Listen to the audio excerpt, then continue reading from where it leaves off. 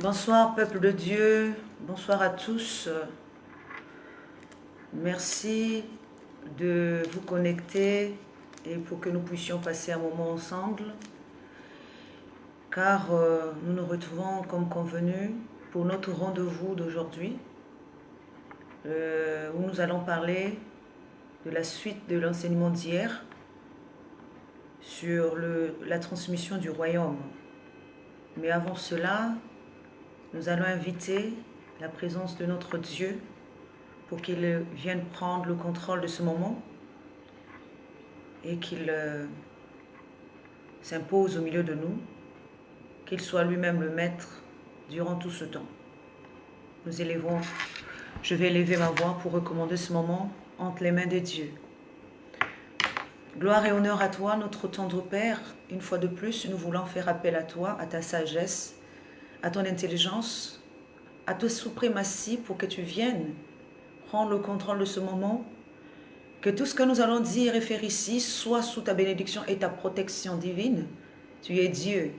Nous ne pouvons rien faire sans t'associer.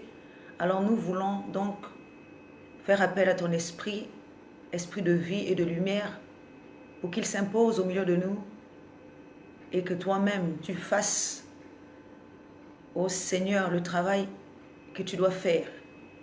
Je te recommande tous ceux qui vont suivre cet enseignement et je te recommande moi-même également, parce que je ne suis qu'un instrument par lequel tu veux passer, mais tu m'as fait grâce. Sois honoré durant ce moment, que les paroles qui vont sortir de ma bouche soient les tiennes, pour que ton nom soit glorifié au nom de Jésus. Amen. Alors, comme convenu, nous sommes dans la suite de notre enseignement d'hier sur le thème, la transmission du royaume. Nous avons dit hier que nous verrons cet enseignement sous deux volets, deux formes. La forme de la transmission, donc la première forme est la transmission du royaume consciemment, c'est ce que nous avons vu hier. Et la deuxième forme, c'est la transmission du royaume inconsciemment. Alors, c'est là nous allons le tirer. C'est une histoire connue dans le livre de Luc. Donc nous allons tirer notre enseignement dans le livre de Luc, le chapitre 8, du 43e verset jusqu'au 48e verset. Cela nous dit ceci.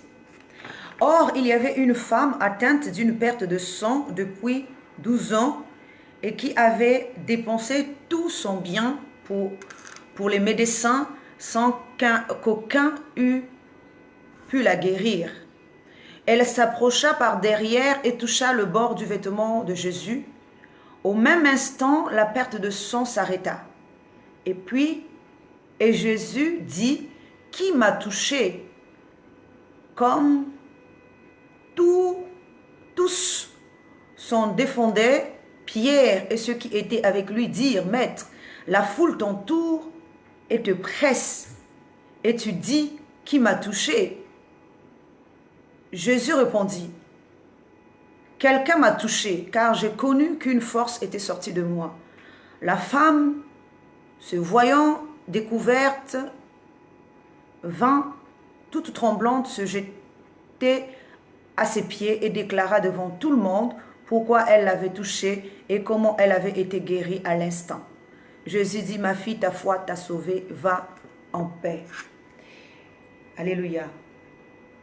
Alors, avant que nous puissions rentrer dans le vif de notre enseignement, je vais faire un petit rappel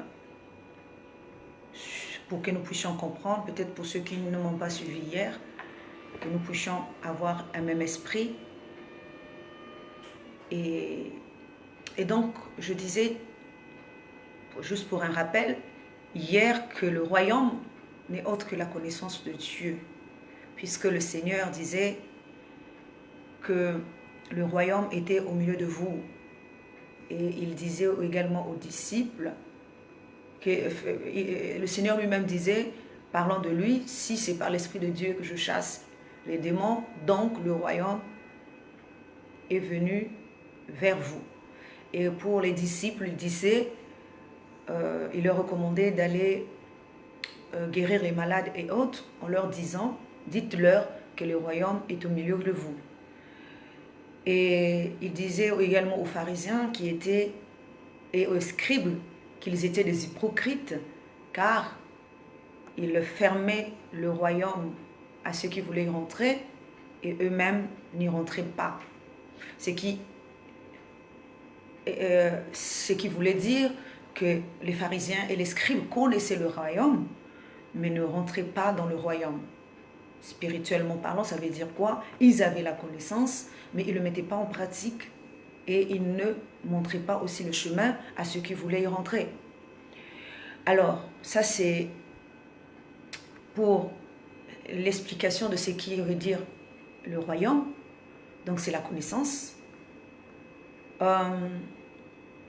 Maintenant, nous allons aussi rappeler un tout petit peu ce que nous avons vu hier. Nous avons dit également, dans la transmission du royaume consciemment, nous avons pris plusieurs exemples.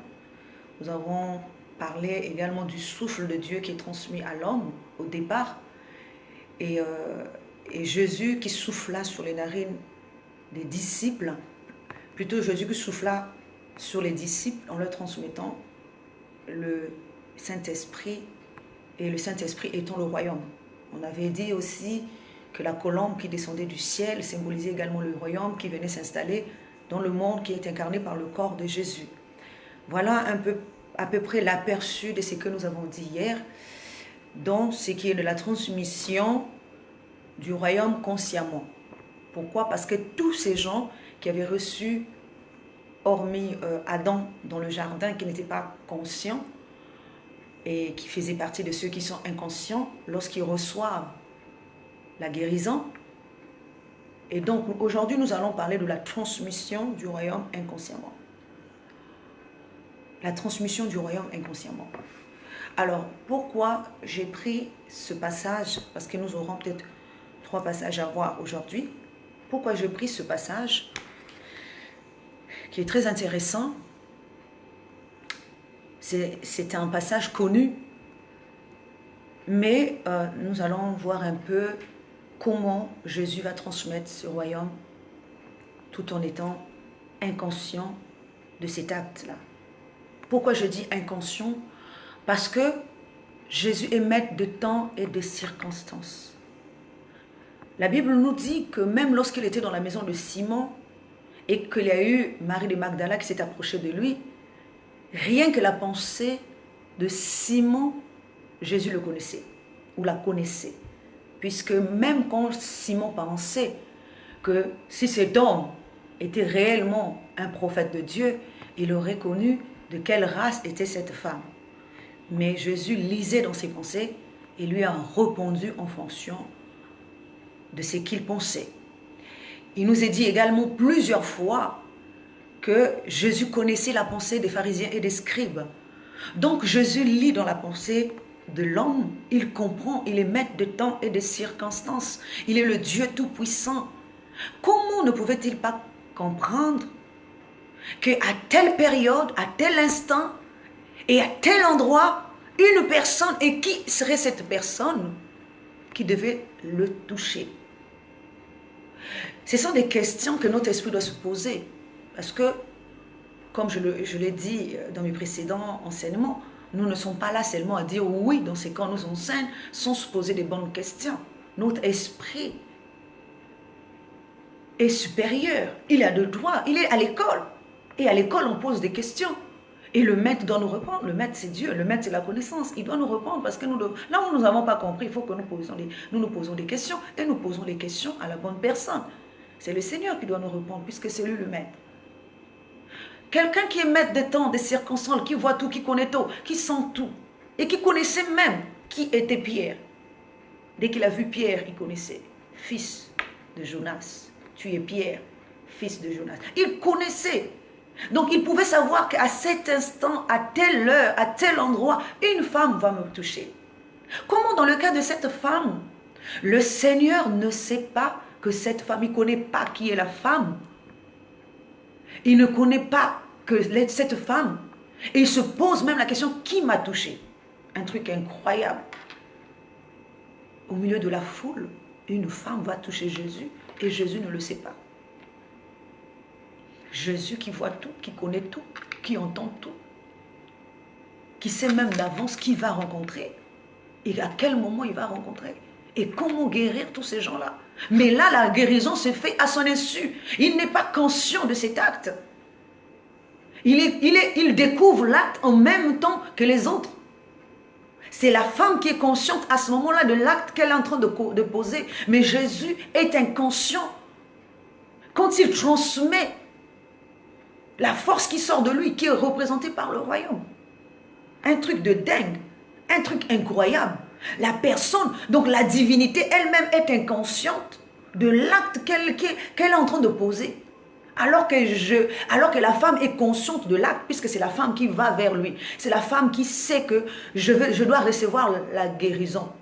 Alors nous allons énumérer un peu, pour arriver à cette conclusion, nous allons énumérer un peu beaucoup de faits. Parce que souvent je vous dis que nous, on souligne les mots pour voir leur contexte et pour pouvoir comprendre qu'est-ce que cela symbolise ou représente dans le sens spirituel. Alors, nous allons commencer par la femme elle-même. Que représente-t-elle? Une femme qui a conscience que je dois aller vers le Seigneur, qui est la divinité. Parce que le Seigneur ici représente la divinité. Mais je dois aller vers la divinité. Et qui sait aussi, parce qu'il faudra aussi comprendre le sens. Elle savait à quel endroit toucher. Ça aussi c'est quelque chose. Comment savait-elle qu'à cet endroit-là, là où elle va toucher le bord du vêtement, elle n'a pas touché n'importe où. Elle a touché le bord. Elle pouvait toucher au milieu du vêtement. Elle pouvait toucher quelque part, mais elle a touché le bord. Comment pouvait-elle savoir qu'au bord, va sortir quelque chose? Le bord de Jésus cachait quelque chose. Nous allons aussi voir cela, le bord. Que symbolise ce bord? Nous allons revenir sur la femme. Qu'est-ce qu'elle représente après? Mais le bord du vêtement, que symbolise-t-il? La parole de Dieu nous dit que l'huile qui tombe sur la tête d'Aaron descend jusque sur sa barbe et sur les bords de ses vêtements. Donc la même huile qui est sur la tête d'Aaron descend sur sa barbe et sur les bords. Donc l'huile là ne va pas n'importe où sur la robe. L'huile va sur les bords. Or, seule une conscience vivante peut savoir que c'est sur les bords que je peux toucher et je peux attraper et je peux recevoir quelque chose. L'huile qui est représentée par le royaume, l'onction qui est représentée par la connaissance de Dieu, qui est sur la tête. Or, la chevelure représente aussi la connaissance qui descend. Il y a deux formes de connaissance qui est représentée par la barbe et la chevelure. Mais l'onction qui est sur cette connaissance-là, elle descend jusque sur la barbe et sur le vêtement. Or, que représente le vêtement? Le vêtement représente le corps spirituel. Nous avons dit, le vêtement ici, c'est un corps. C'est la robe que porte le Seigneur. Or, la robe que porte le Seigneur, c'est le Christ. Mais cette femme savait qu'elle n'avait pas besoin de parler avec Jésus, qu'elle n'avait pas besoin de demander, elle avait juste besoin de toucher. Or, son toucher n'est pas n'importe quel toucher. Son toucher représente atteindre un niveau de compréhension pour pouvoir recevoir l'ancien qui est sur le bord. Alors, nous allons encore voir toujours le bord. Dans Ézéchiel 5, à partir de 1 jusqu'à 5, il est dit, jusqu'à même 3. Au troisième verset, au premier verset, il est dit à Ézéchiel de raser ses cheveux, raser sa barbe, de prendre une balance, de peser la quantité de cheveux et de poils de sa barbe et de pouvoir repartir, de mélanger et de pouvoir repartir ce mélange qu'il a fait dans le pays et de prendre un tiers de ce qui va rester, de mettre cela, de le cacher sur le bord de ses vêtements. Mais que symbolise ce mélange entre sa chevelure et sa barbe? Pourquoi Dieu lui demandait non seulement de se raser, mais de prendre cela et de le cacher, de le rependre d'abord, de diviser ce mélange qu'il avait fait et de le disperser dans la ville à des endroits précis. Mais le reste, le tiers qui devait le rester, la petite quantité qui devait le rester, il devait le cacher. Cela représente la connaissance que lui portait. Une fois rasé, ça veut dire qu'il se retire de ça, de ce corps de la connaissance. Et la connaissance terrestre et la connaissance céleste n'est que des connaissances. Mais il devait le mélanger.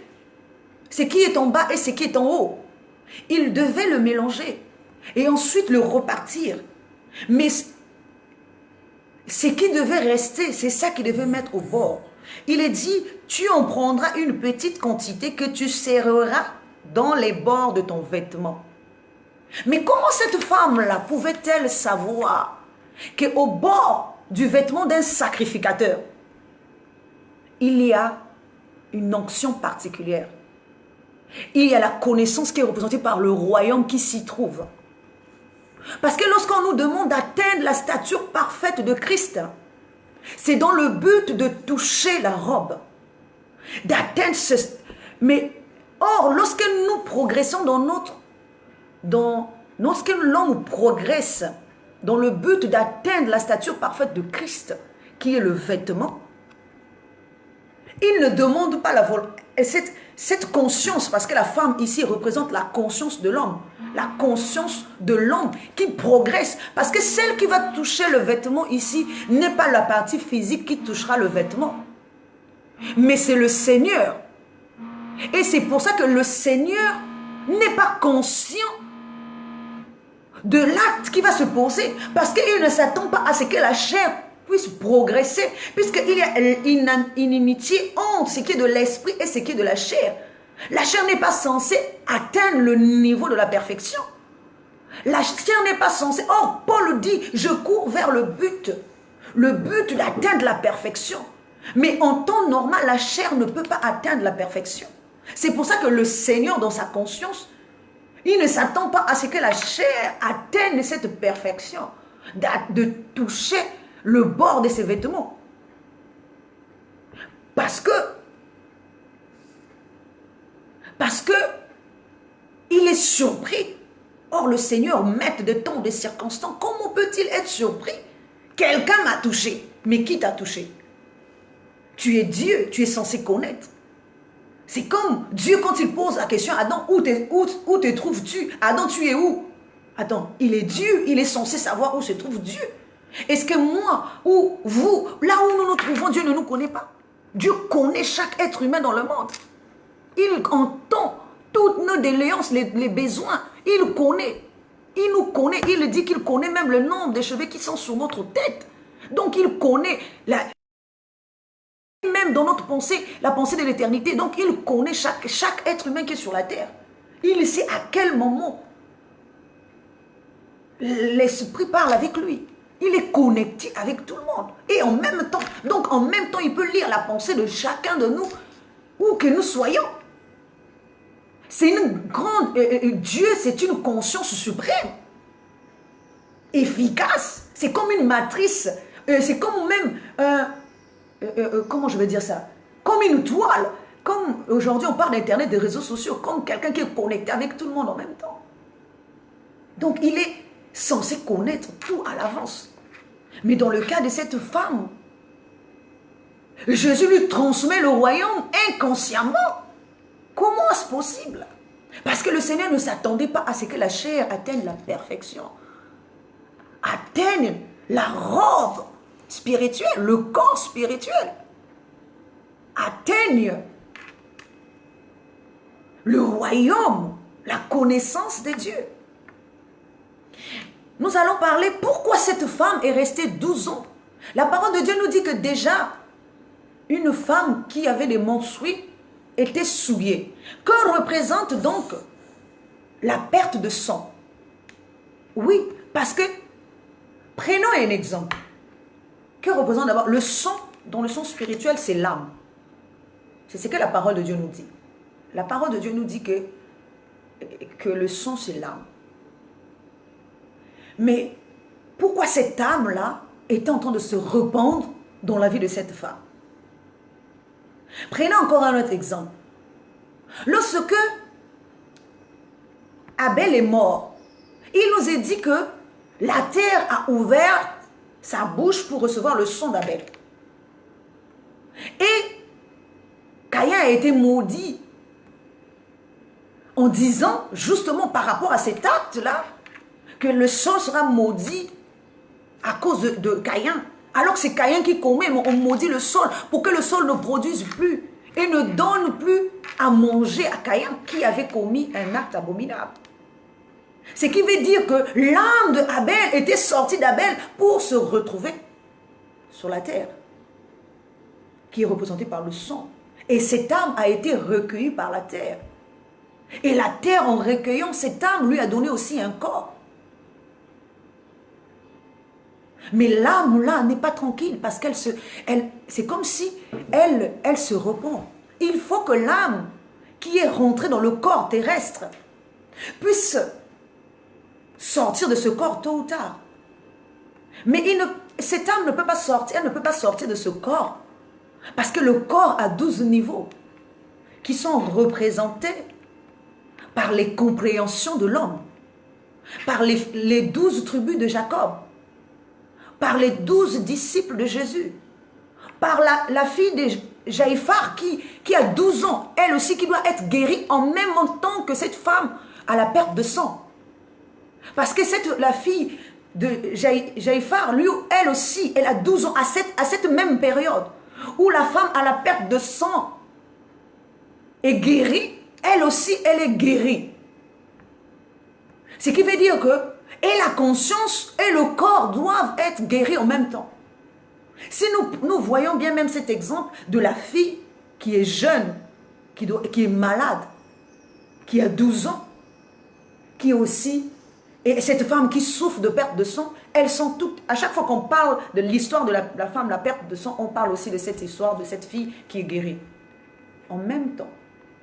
Parce que l'une incarne la conscience et l'autre le corps. Le corps que la terre a offert à l'âme qui était là. Et le sang se repond. Pourquoi elle se repond? Elle se repond dans les niveaux. Et chaque niveau est une génération de l'homme. Chaque niveau est une génération de l'homme. Du premier jusqu'au dernier. Mais même dans les disciples, nous voyons bien qu'il a fallu que, c'est comme si l'homme dispersé, ce sont les enfants d'Israël. Chacun a sa compréhension, chacun a son état d'esprit.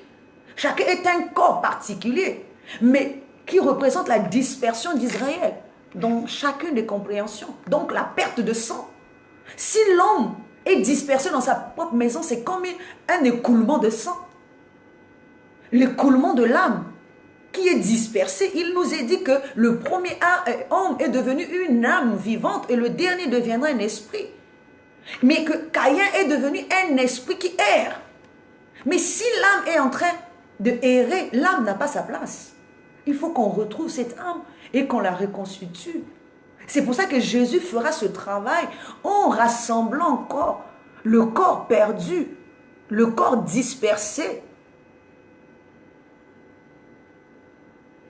Le pain qu'on a jeté dans l'eau, mais qu'on va retrouver, c'est Jérémie qui nous dit qu'il y a un pain dans le 12e chapitre, non pas Jérémie, Ecclésiaste, un pain jeté dans l'eau.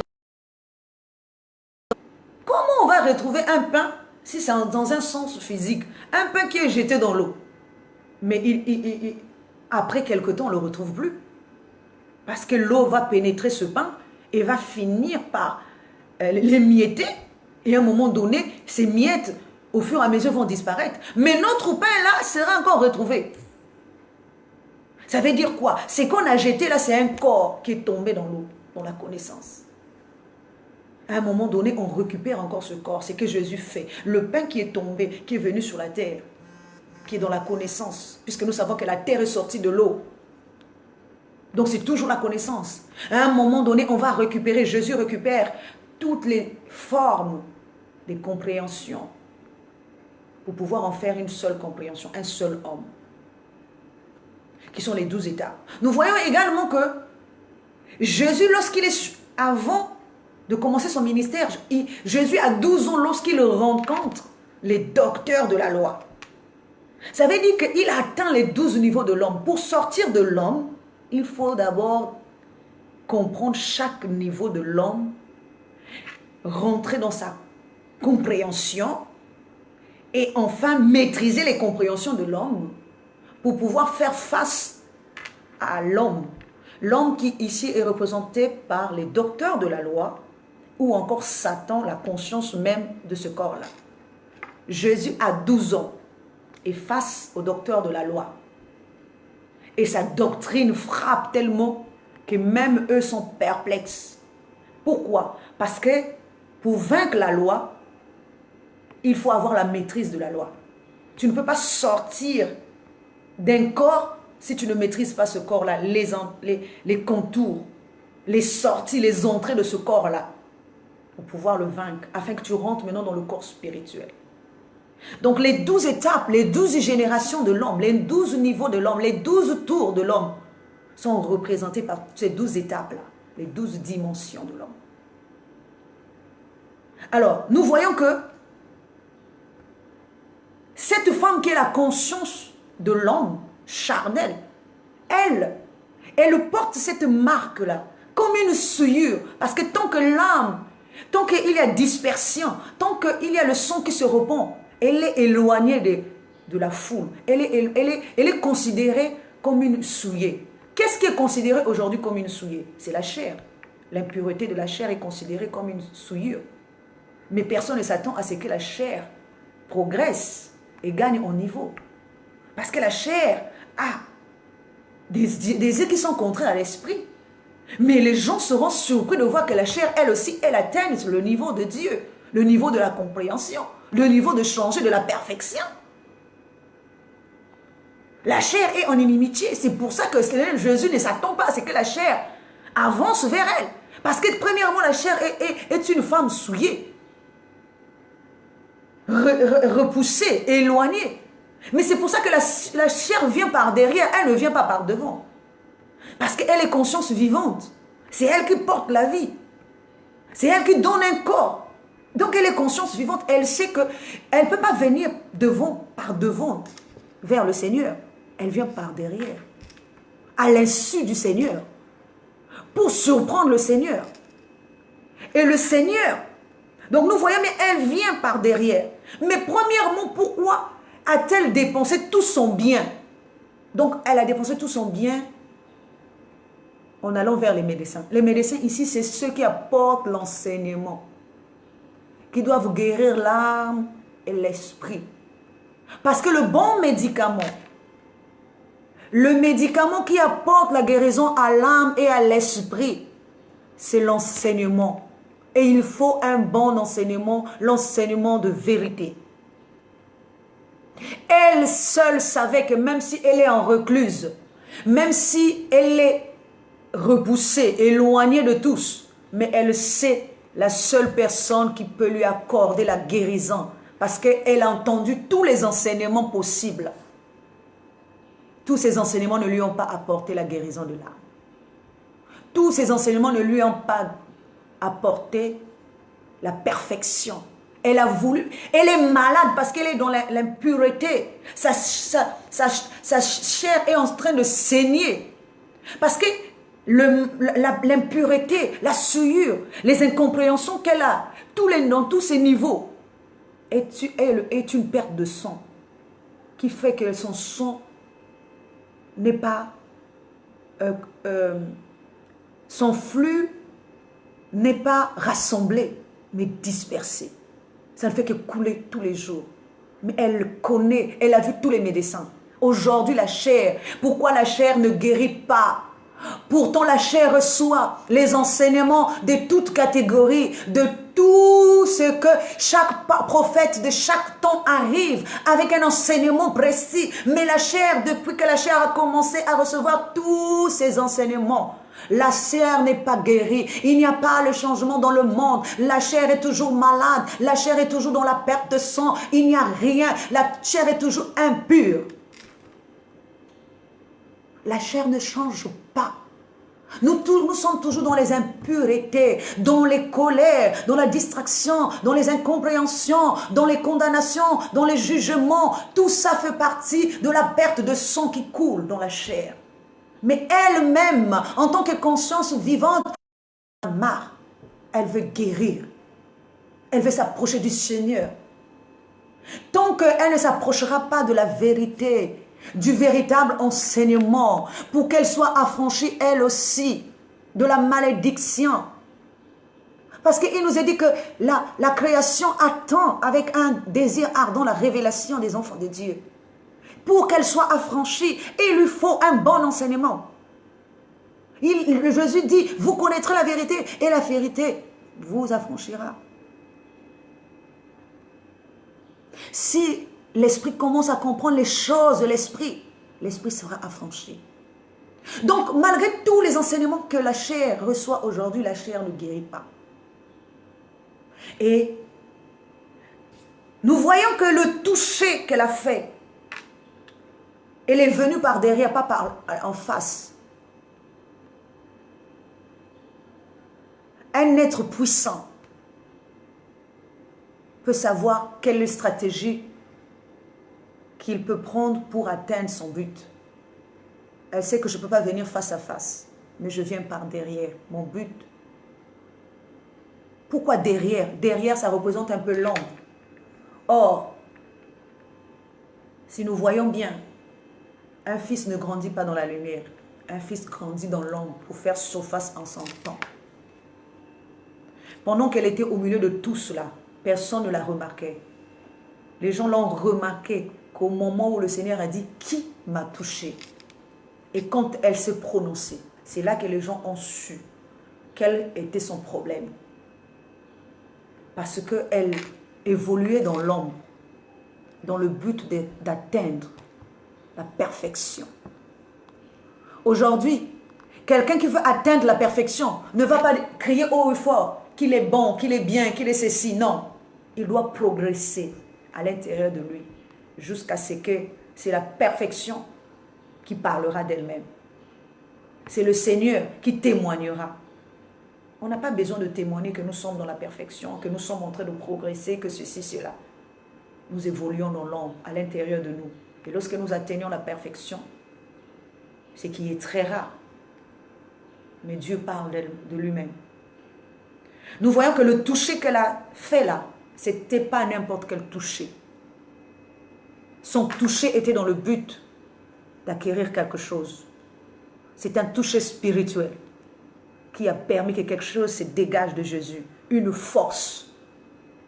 Jésus n'étant pas au courant, n'étant même pas conscient de cet acte que cette femme va poser.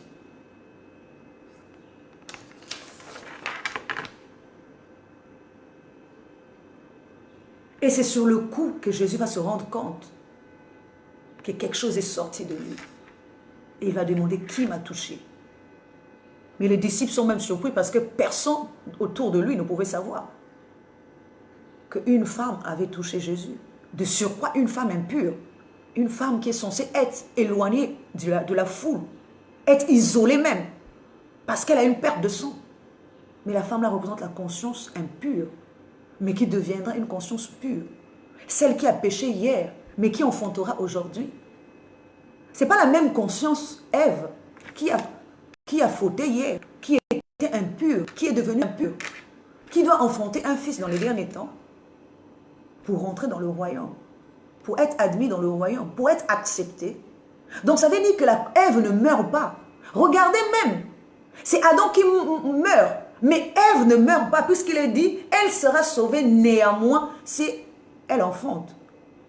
Ce qui veut dire que jusqu'à présent, Ève vit dans le but.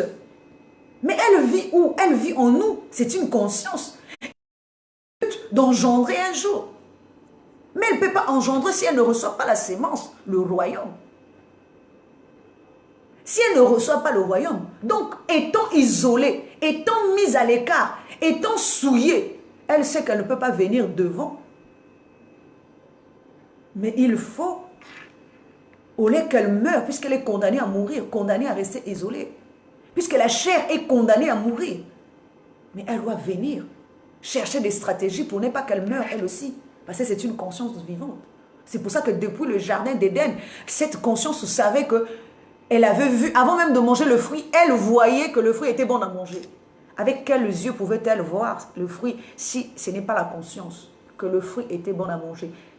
Parce qu'elle le voyait, mais sauf qu'elle a été induite en erreur. C'était une connaissance inférieure qu'on lui proposait alors qu'elle était déjà elle-même connaissance supérieure. Elle a troqué ce qui était supérieur à ce qui était inférieur.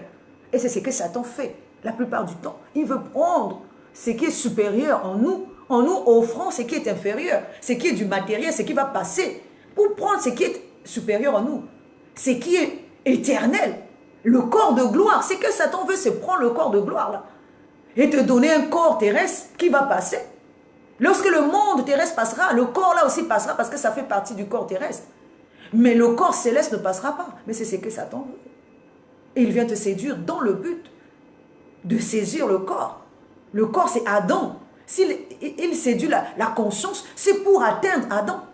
C'est pour que Adam soit son corps. Et toi, Ève, tu te retrouves, quand la conscience se retrouve hors de son corps, parce qu'il a vendu son corps.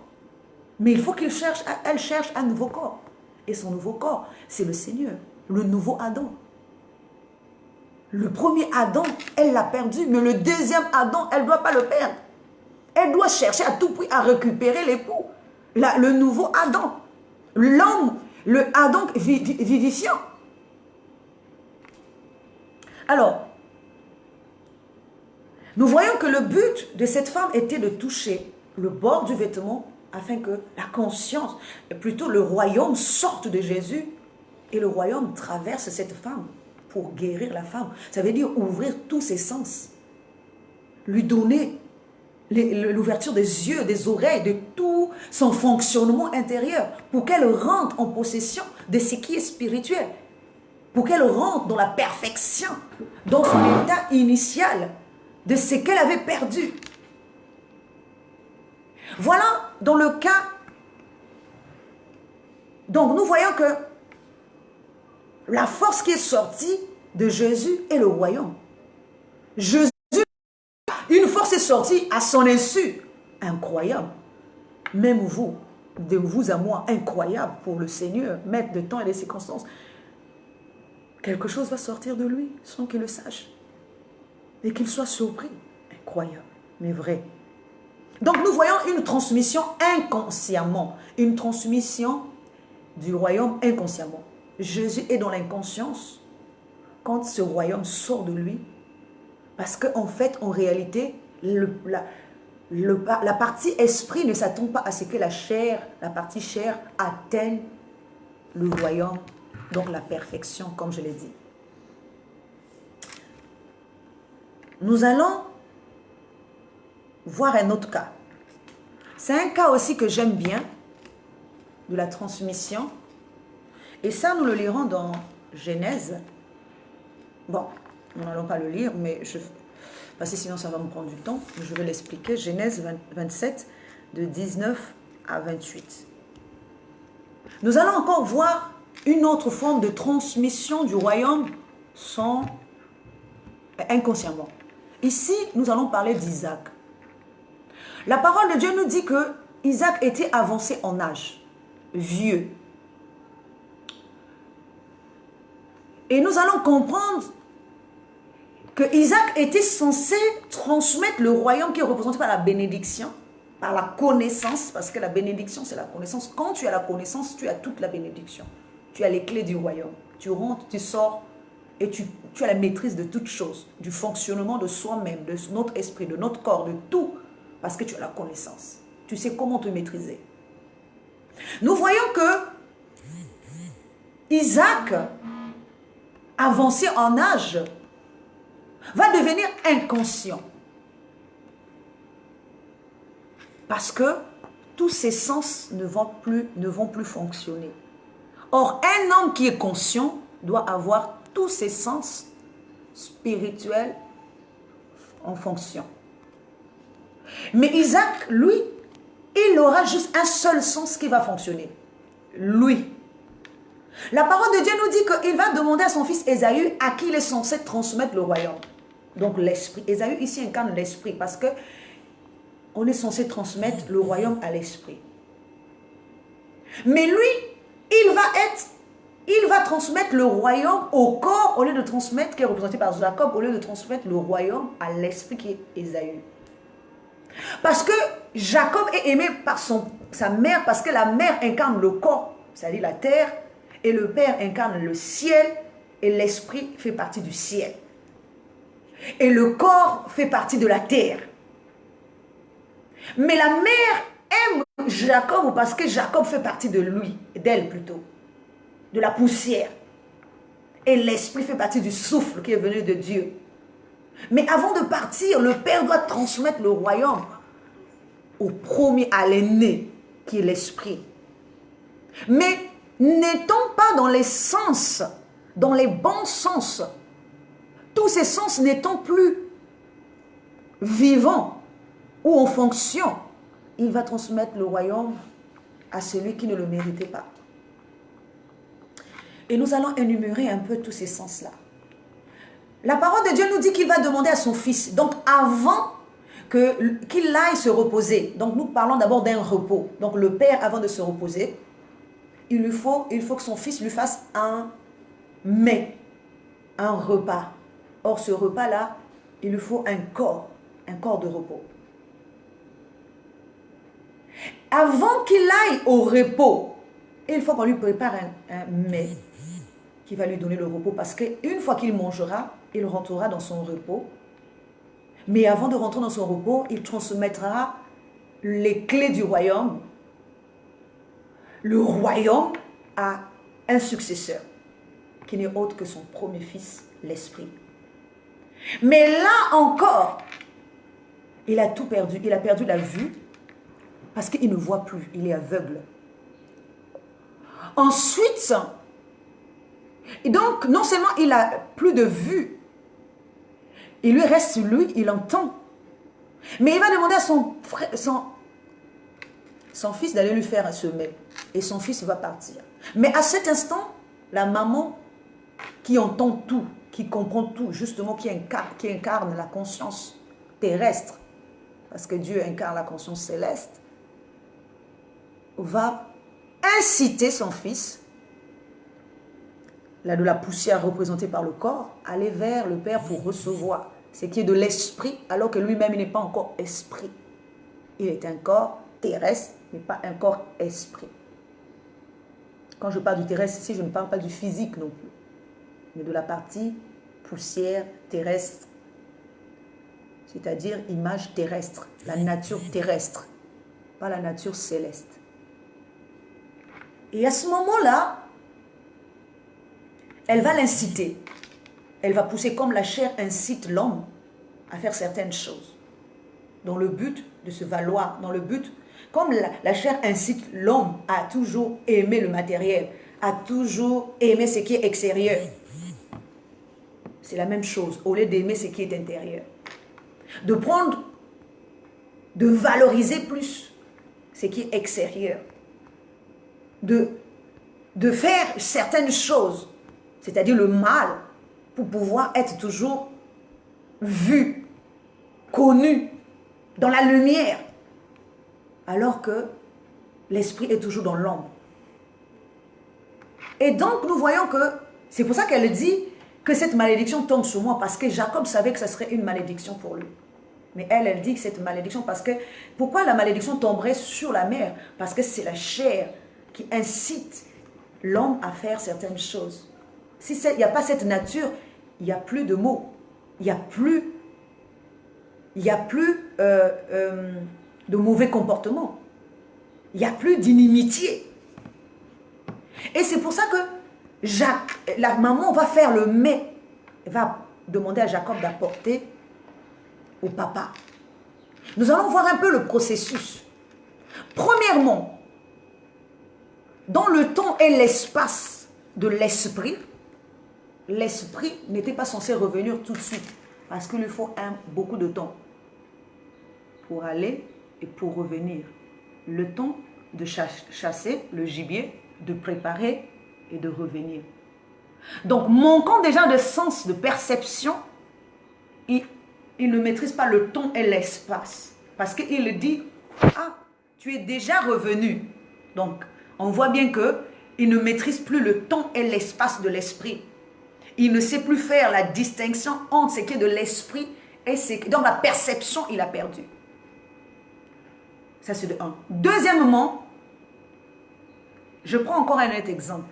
Cette femme, Rebecca, qui a été avec lui toute sa vie, et quand elle a préparé, ne pouvait-il pas faire la distinction entre ce que sa femme fait habituellement et ce que son fils faisait?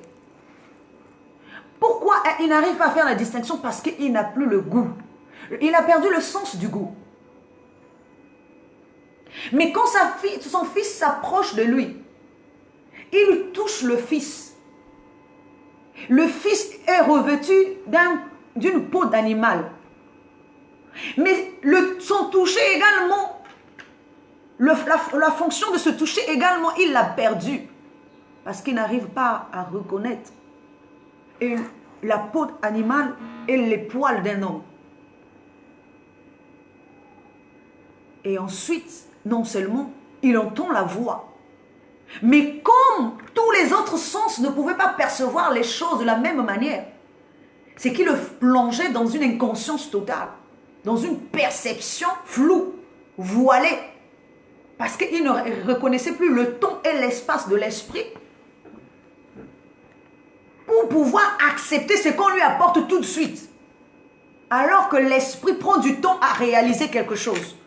Mais lui, on lui prend quelque chose qu'on réalise tout de suite. Il accepte. C'est ce qui se passe dans notre esprit. On nous promet des choses. Les choses qui se réalisent tout de suite. On ne se rend pas compte que l'esprit prend du temps à réaliser quelque chose. On accepte. Je prends un exemple juste comme une parenthèse. Dieu nous dit, je te donnerai un homme. Ou encore à Abraham, je te donnerai un enfant. Abraham, manquant de temps et d'espace, ne sachant pas qu'il est dans le cas de l'esprit et non le cas de la chair, il va faire un enfant, croyant que l'enfant qu'on lui a promis, c'était l'enfant avec Agar. Alors que l'enfant qu'on lui a promis, c'était avec sa propre femme. Donc, l'esprit qui n'est plus dans son temps et son espace, ne reconnaît plus ce qui est terrestre et ce qui est céleste.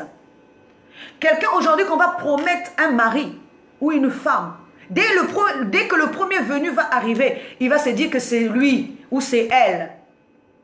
Alors que ce qui est de Dieu arrive doucement. Parce qu'il faut le temps qu'on aille chasser, qu'on vienne préparer et présenter.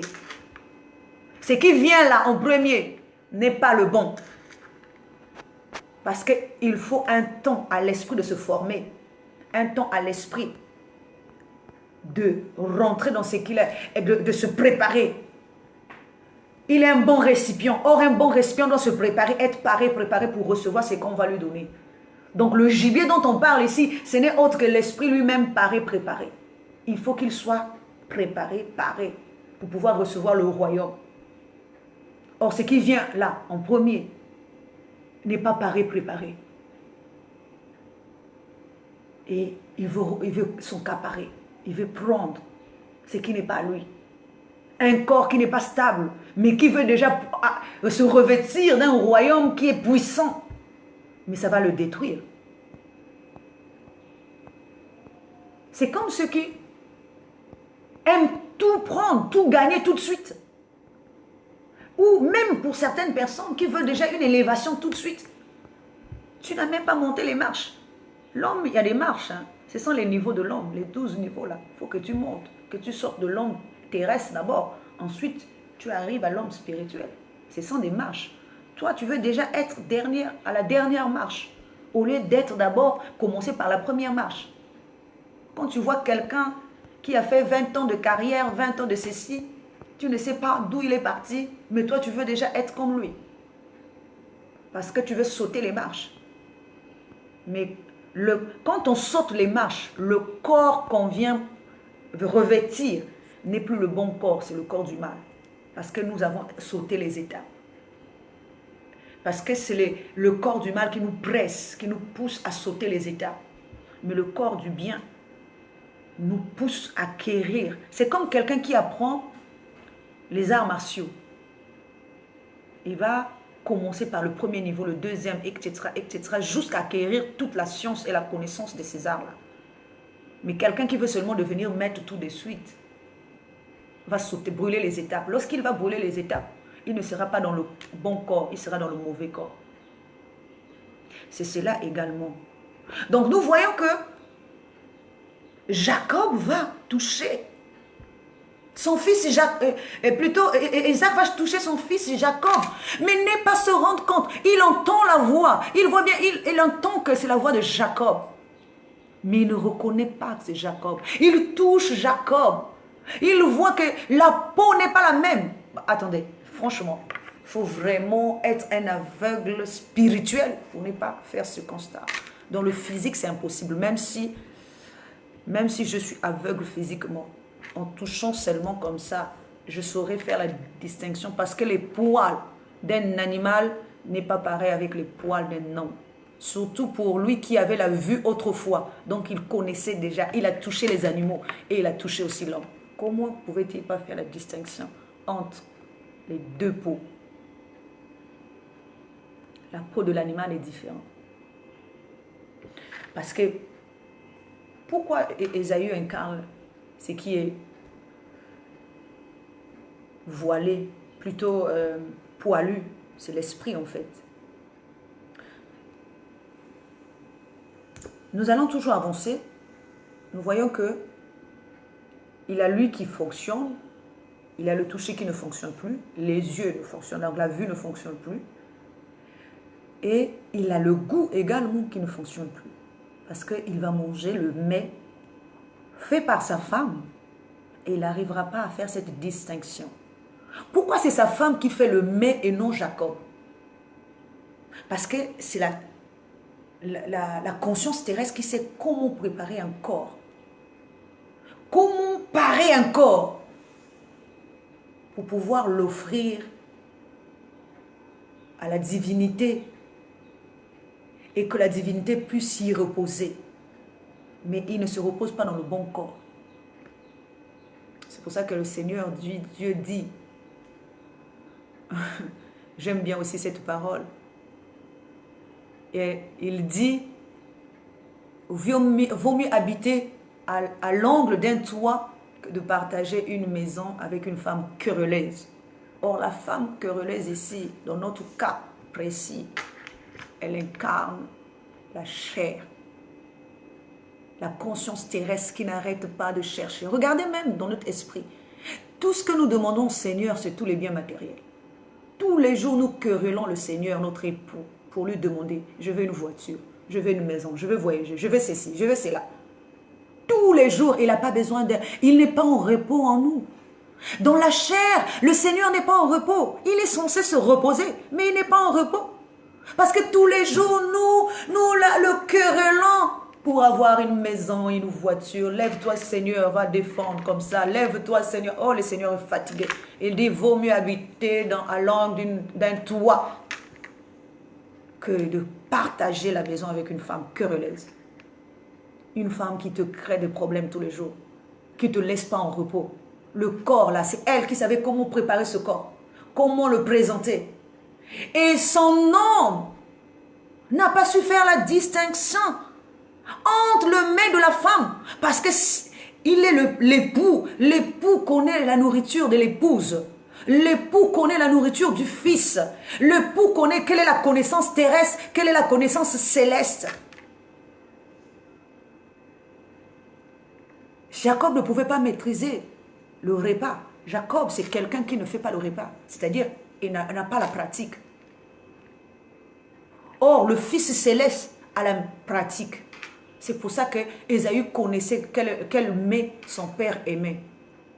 Mais Jacob ne connaissait pas. Il ne pouvait pas faire ce que le père aimait. Mais la maman connaissait. C'est elle qui est capable de faire ce mets-là et de l'envoyer. Regardez encore. Lorsqu'il mange, Il est incapable de différencier. Donc, la fonction du goût ne marche plus. Le sens du goût est mort. Donc, nous avons ici déjà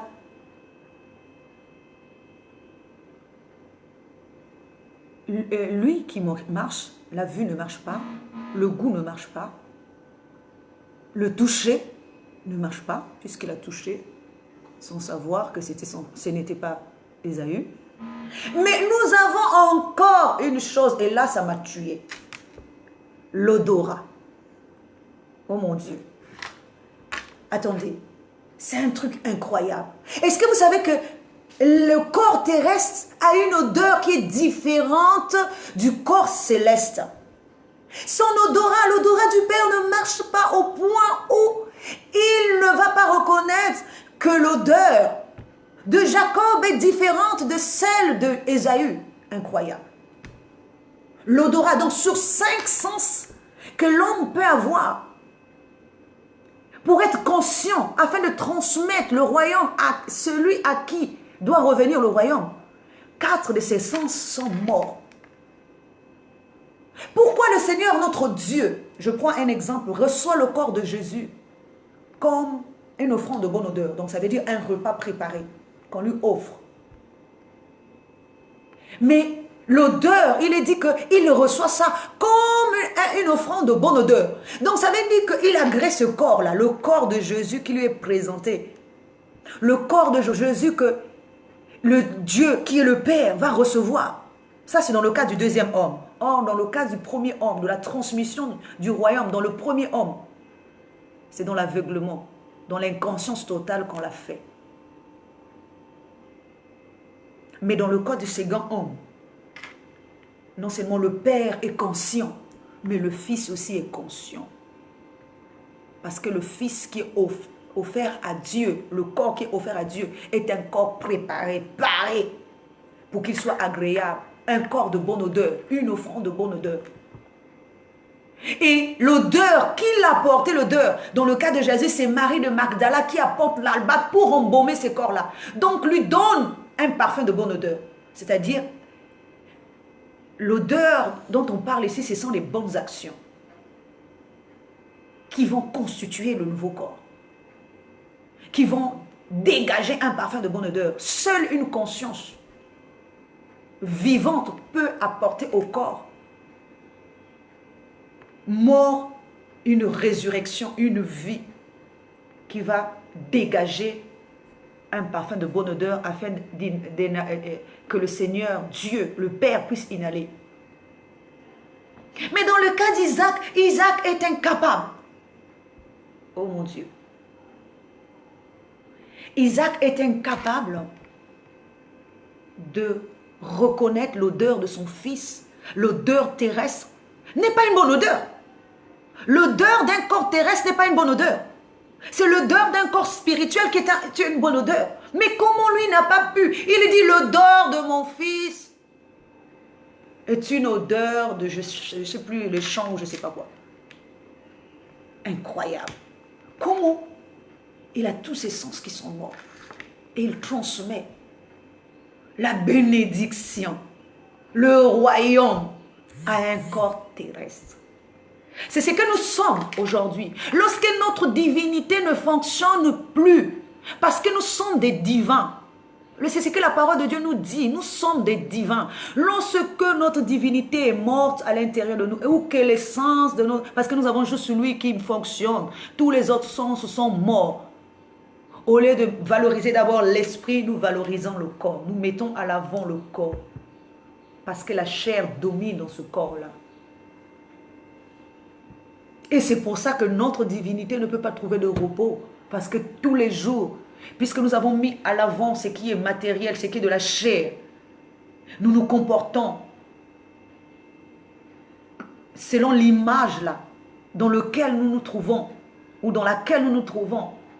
Et ensuite, nous ne laissons pas Dieu en paix, qui était censé se reposer dans ce corps mort, un corps de repos pour lui, afin de laisser la maison, les clés de son royaume à l'homme, esprit.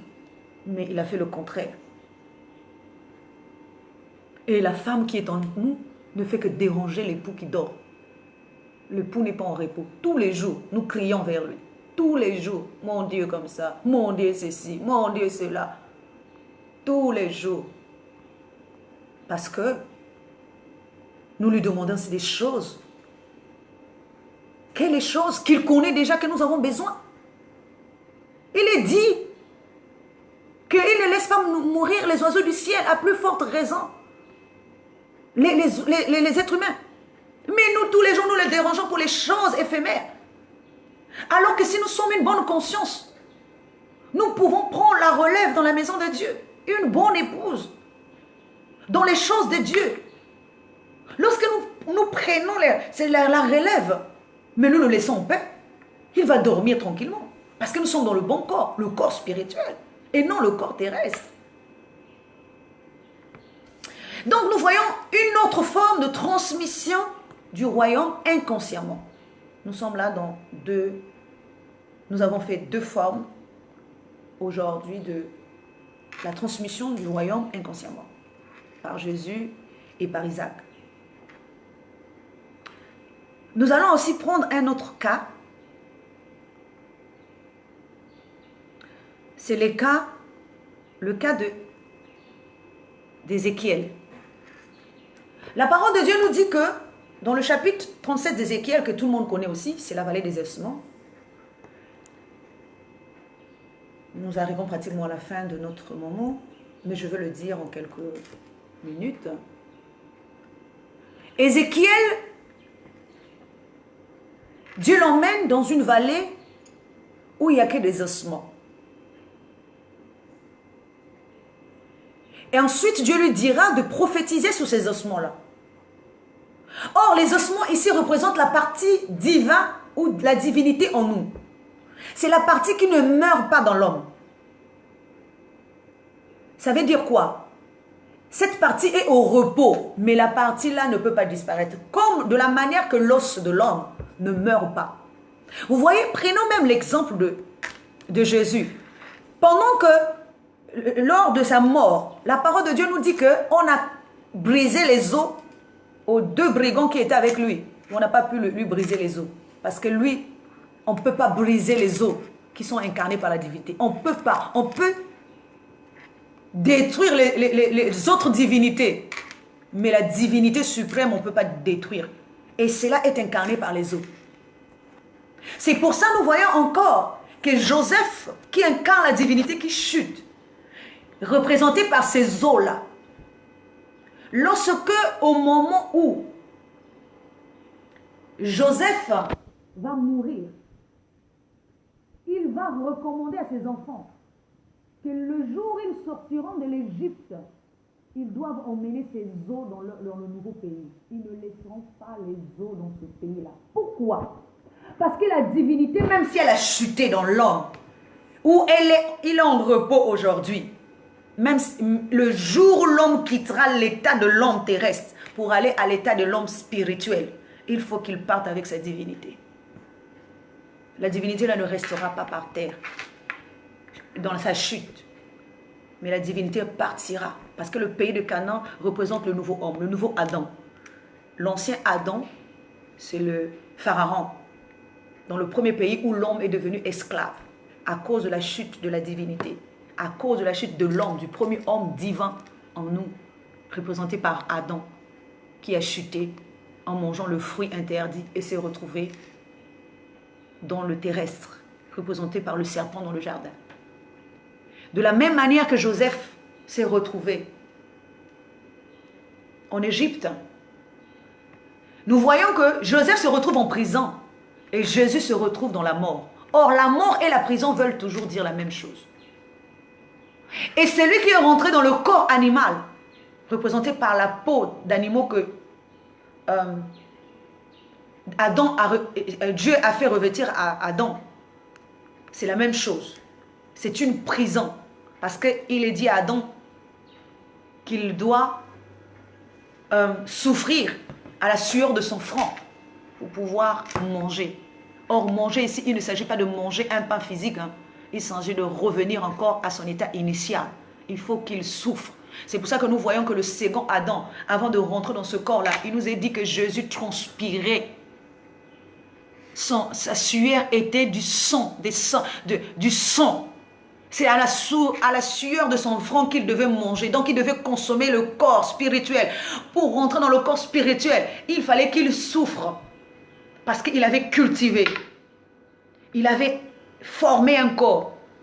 Mais il faut qu'il souffre. Le dernier Adam mange à la sueur de son front.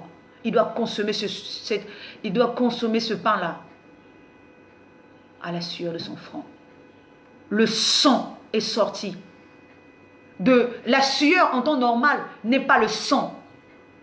Mais or, le sang pour Jésus, la sueur pour Jésus, c'était du sang qui sortait.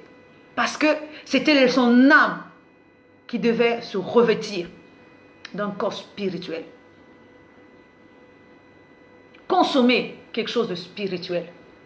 Alors donc nous voyons que le jour où les enfants d'Israël sont sortis de l'Égypte, ils ont emmené les eaux. Et ils ont enterré ça à un endroit précis. Pourquoi? Ça veut dire que ces eaux-là n'étaient pas dans le repos lorsqu'ils étaient en Égypte. Il a fallu qu'ils sortent de l'Égypte pour aller maintenant. Mais pour sortir de l'Égypte, c'est là qui est incarné par les ossements. Comme ils sont desséchés, ils sont morts, il faut qu'on leur redonne la vie. Pour redonner la vie, il faut d'abord qu'on lui donne les nerfs, la chair et la peau. Donc former un corps pour que les os là trouvent du repos. Ensuite, une fois qu'on lui a donné un corps, il faut qu'on lui transmette le royaume. Or, le royaume va venir à ces ossements-là sous une forme de 4 vents. Parce que l'esprit lui-même aussi est dispersé dans 4 compréhensions différentes qui sont le nord, le sud et l'est. Les 4 dimensions, les 4 êtres qui sont devant Dieu. Les quatre vents. Parce qu'il est dit à Ézéchiel, appelle l'esprit des 4 vents. Ça veut dire que les 4 vents, les 4 connaissances. L'esprit étant au royaume, étant connaissance, chaque vent est représenté par une connaissance. N'ayant pas le bon corps, parce que les eaux n'avaient plus de corps. Et donc, la connaissance, le royaume ne pouvait pas aussi venir. Il y a 3 parties, nous voyons ici, il y a 3 parties. Il y a la partie corps qui est formée par les nerfs, la chair et la peau. Mais il y a la partie osmo qui était là. Pendant que l'esprit était dispersé dans les 4 vents. Mais les ossements étaient sur place. Il a fallu le contact pour que le corps vive. Il a fallu le contact entre les ossements et parce que même le corps qui venait là, c'était un corps mort. Cela nous est expliqué dans le cas d'Élisée qui est mort depuis et que ses os sont là. Pendant qu'on vient enterrer un mort et qu'il y a la guerre, on laisse le mort et le mort vient se heurter contre les ossements d'Élisée et le mort reprend vie. Le mort, c'est toujours le corps. Le corps, tant qu'il ne va pas rentrer en contact, toucher le spirituel, comme la femme à la perte de sang, le toucher spirituel, le corps mort, c'est la conscience morte. Tant qu'elle ne va pas toucher la divinité, qui lui aussi est en repos, est mort, n'a plus de corps, il faut cette liaison, il faut ce contact. Il faut aussi que les nerfs poussent. Les nerfs, c'est comment je vais dire, le contact, c'est-à-dire les jointures qui vont se former pour pouvoir lier et l'âme et l'esprit. Ce qui avait été séparé autrefois, mais qui vont encore se relier. L'âme et l'esprit, le corps. Qui vont rentrer en contact avec la divinité. Les nerfs, la chair et la peau. Tout ça forme le corps. Le corps doit rentrer en contact avec sa divinité, représentée par les ossements.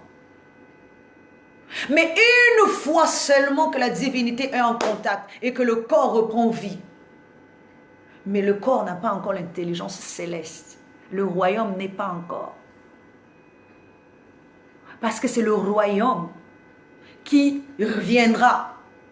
Le royaume là, c'est ça qui va apporter la vie au corps qui vient de se réveiller.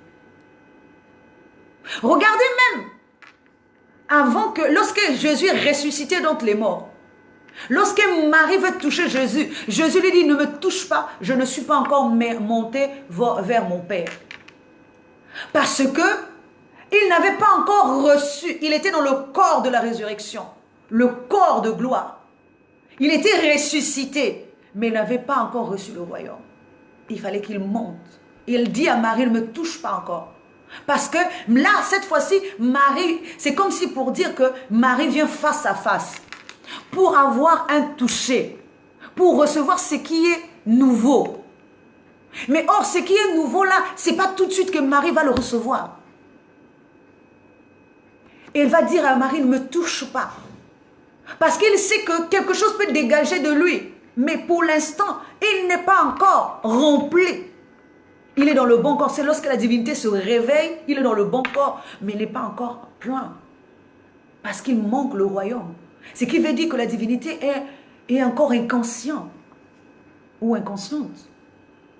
Et lorsque l'esprit vient des 4 vents, il nous est dit qu'avant que l'esprit ne pénètre, donc ça veut dire que l'esprit vient de 4 vents et l'esprit se forme d'abord, devient un seul.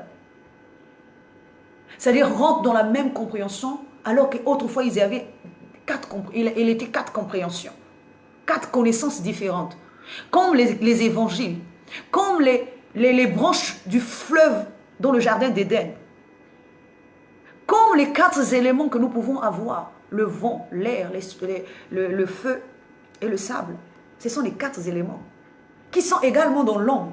Tout ça représente les 4 connaissances parce que nous devons voir les choses selon le vent, selon le sable, selon le feu et selon qu'est-ce que je veux dire? Le vent, la terre, l'eau, voilà, selon l'eau. Donc, nous devons voir, les connaissances sont reparties. La connaissance de Dieu est repartie par les 4 dimensions. Parce que chacun des éléments là est une connaissance. Le feu est une connaissance. Pourquoi nous avons le feu? Pourquoi nous devons voir? Pourquoi nous avons une nécessité d'avoir le feu? Même en l'homme, il y a le feu. En l'homme, il y a l'eau.